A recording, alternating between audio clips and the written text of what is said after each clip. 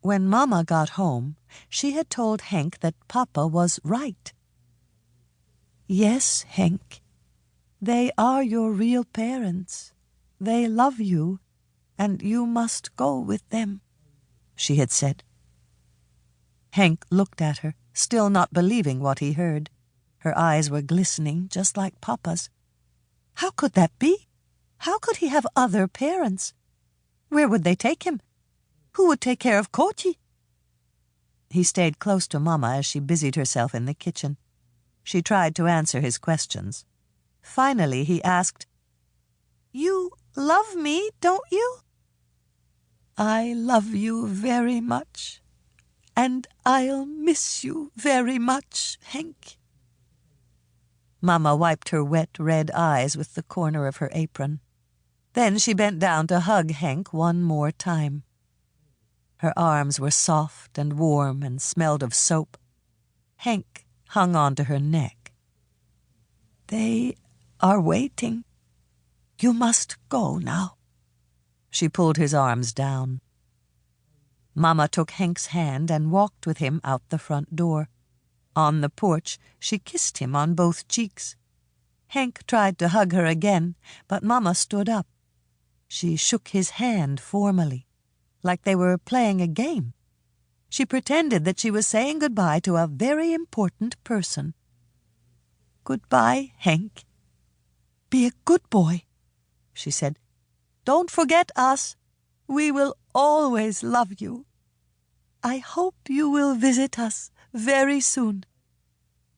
She bent down again and unwound Koti from Henk's legs. She put the kitten in the house. Henk could hear her meows through the closed door.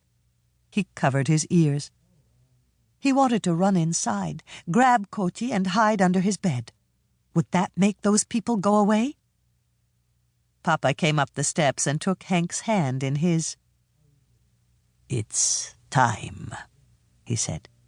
They walked around the house toward the barn. In his other hand, Papa held a suitcase.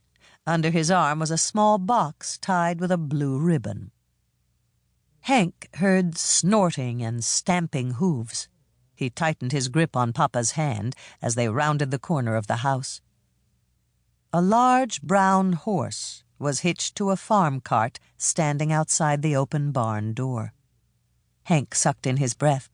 Until this moment, he had hoped it was all a big mistake. His eyes filled with tears. The man who had been in the front room sat on the high seat of the cart. He was holding on to the horse's reins. Papa had said his name was David van Zorg, and his wife was Elsbeth. She stood next to the cart. Henk looked down at the ground as he and Papa neared them. Papa put Henk's suitcase in the back of the cart. The man reached down and shook Papa's hand.